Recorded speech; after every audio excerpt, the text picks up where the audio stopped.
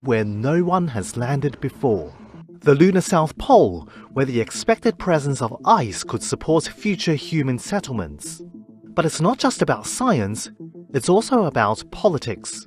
For India, it's a matter of national pride. A day before the scheduled landing, the Russian space agency said its spacecraft crashed into the moon. It's a blow to the Kremlin because they are trying to show through this mission that Russia is again a superpower.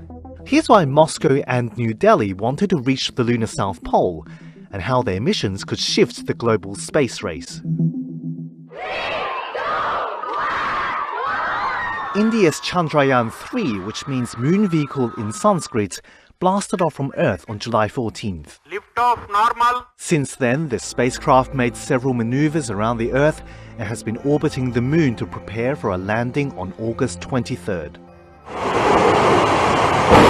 Russia launched its Lunar 25 less than a month later.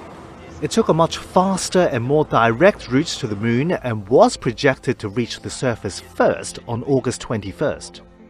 The South Pole is strategic because the expected presence of ice could provide fuel, oxygen and drinking water, making it a potential site for mining and human settlement. But experts say a smooth landing is extremely challenging.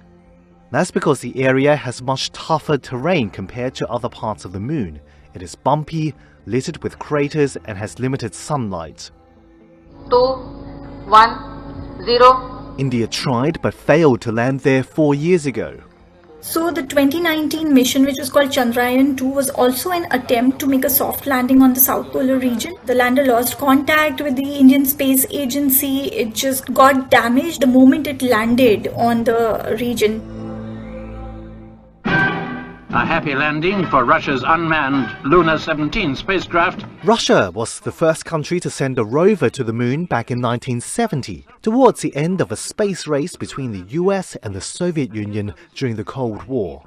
But Russia hasn't launched another lunar lander since the 1970s, and the stakes this time around were especially high, more than 18 months after it launched the invasion of Ukraine. Connectors. Western sanctions imposed on Russia since the war complicated its collaborations in space with Europe and the US. Because of Western sanctions, a lot of the cooperation that used to take part in terms of space projects, they have come to an end. And also because of technology export bans, Russia cannot receive a lot of the electronics and other technology that it would have in the past from European nations that supported its space program. So this is extremely significant. For India, there are political and financial reasons driving its mission to the South Pole. A successful mission could boost Prime Minister Narendra Modi's election campaign early next year.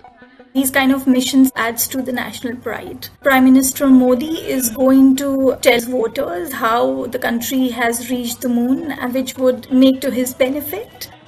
The Indian Space Agency works on a shoestring budget. In February, the government slashed funding for the Department of Space by 8% to $1.5 billion. In comparison, NASA's budget for 2023 is more than $25 billion. India is hoping to get a lot of foreign collaborations in terms of offers for joint venture missions to launch commercial satellites. So it relies on these foreign collaborations to support its space missions.